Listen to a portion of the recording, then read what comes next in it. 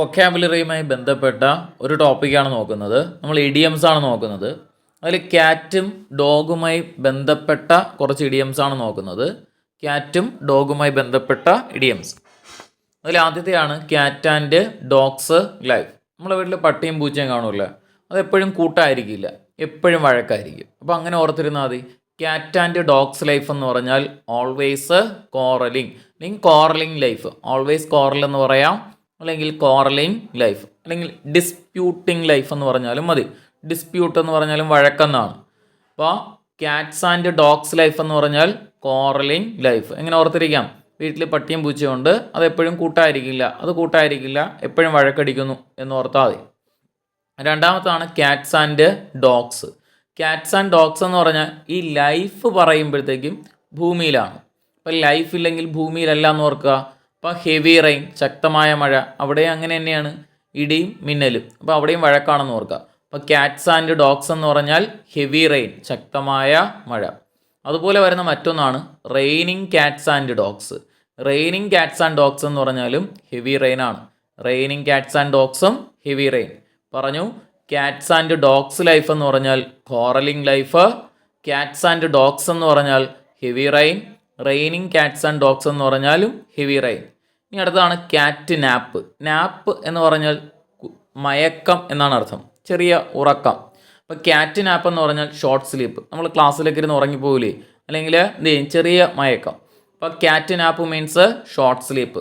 എന്നാൽ let a cat out of bag എന്ന് പറഞ്ഞാലാ, let a cat out of bag means reveal a secret, രഹസ്യങ്ങളൊക്കെ പുറത്തു പറയുക. Let a cat out of bag reveal a secret. എന്നാൽ bell the cat എന്ന് പറഞ്ഞാലാ, bell the cat means take risk എടുക്കുക എന്നാണ്. Bell the cat take risk. അതുപോലെ dog's life എന്ന് പറഞ്ഞാലാ, dog's life means miserable life, ദുരിതപൂർണമായ ജീവിതം. അപ്പോൾ ഡോഗ്സ് ലൈഫ് എന്ന് പറഞ്ഞാൽ മിസറബിൾ ലൈഫ്. എന്നാൽ ഡോഗ്സ് ഡേ എന്ന് പറഞ്ഞാലാ, dogs day hottest period in a year. ഒരു വർഷത്തിൽ ഏറ്റവും ചൂട് കൂടിയ ദിവസങ്ങളെയൊക്കെ നമുക്ക് എന്തെന്ന് പറയാം? ഡോഗ്സ് ഡേ എന്ന് പറയാം. Dogs day hottest period in a year. എന്നാൽ ഡോഗ് ഈറ്റ്സ് ഡോഗ് എന്ന് പറഞ്ഞാലോ, competitive sale. Dog eats dog, competitive sale. എന്നാൽ ഡോഗ് ഇൻ മാഞ്ചർ എന്ന് പറഞ്ഞാലോ, ഡോഗ് ഇൻ മാഞ്ചർ എന്ന് പറഞ്ഞാൽ പുൽത്തൊട്ടി, അല്ലെങ്കിൽ പുൽക്കൂടെന്നൊക്കെയാണ് അർത്ഥം. അപ്പം dog in manger means someone prevents someone's enjoy. അപ്പം നമ്മൾ പറയില്ലേ, ആരുടെയെങ്കിലുമൊക്കെ സന്തോഷം കെടുത്തുക. ഇപ്പം നമ്മളുടെ ആകാം, മറ്റുള്ളവരുടെ ആക്കാം, ഒക്കെ സന്തോഷങ്ങൾ കെടുത്തുന്നതിനെയാണ് നമുക്കൊരാവശ്യമില്ലാതെ അവരുടെ സന്തോഷങ്ങൾ കെടുത്തുന്നതിനെയൊക്കെ നമുക്ക് എന്തെന്ന് പറയാം? ഡോഗ് ഇൻ മാഞ്ചർ എന്ന് പറയാം. അപ്പോൾ dog in manger someone prevents someone's enjoy.